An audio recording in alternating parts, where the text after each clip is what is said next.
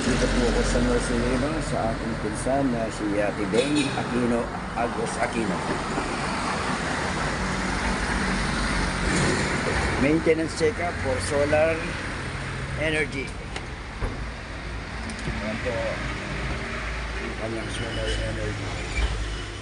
Maintenance check-up lang po ito.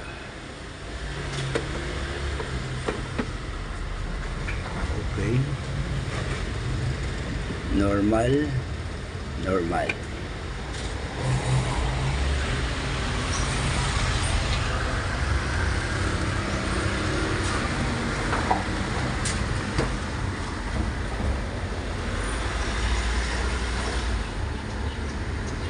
Battery at 1.0324. Discharge at 36%.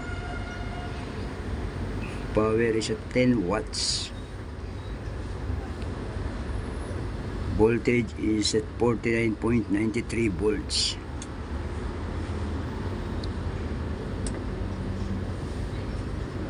Grid line buying 2,232 watts. Today 14.5 kilowatts. Grid line.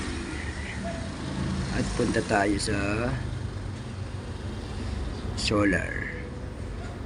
Ang solar ay nagpo-produce ng 11.7 kilowatt. Today nag-produce siya ng 768.10 kilowatts. Times 2 halos at tinaas niya. Mas malakas ang production niya dahil sa init. Next, ang load niya is 4,800 watts. So nakakalamang tayo ng almost 7 kilowatts. Today 22.4 kilowatt hour ang consumption. Total of 1,589.4 kilowatts. Yan po ang kanyang feed in. Okay, punta tayo sa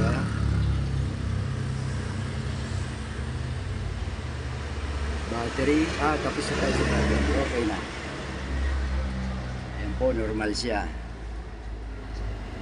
Yan, nakalagay today is Saturday. Kitang kita naman. Yan po, 1:07 PM. Dito rin po agad makikita yung readings niya. Ang consumption is 4.79 kilowatts. Ang binibigay ng solar ng grid line is 2.17 kilowatts. Nagbigay naman ng 2.83 kilowatts ang solar panels. So that's it. Okay na po. Itong isa, pinupokpok po ito. Pinupokpok. Yan, para lumabas. Ito po ay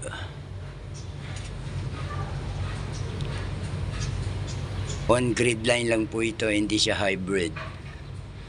Yan po ang kanyang production. Total 12.30 kilowatt production niya ngayon.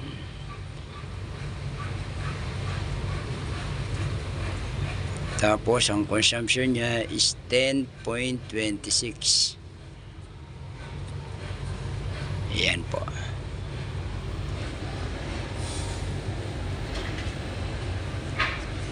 Ang hirap po ng buto niya. Hindi pumapalo. Okay na po. Okay. Okay, normal. Okay.